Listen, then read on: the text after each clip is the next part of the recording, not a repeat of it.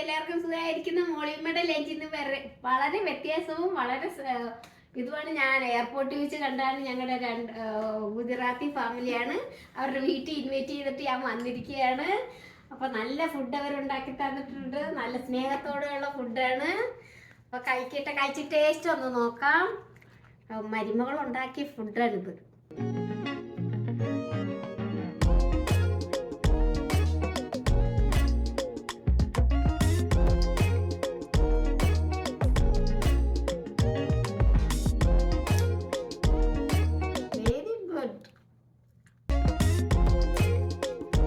ഇതിന് വലിയ വീഡിയോ ഞങ്ങൾ എല്ലാവരും കൂടെ ഉള്ള ഇടും. അപ്പം നിങ്ങൾ കാണണം, സപ്പോർട്ട് ചെയ്യണം.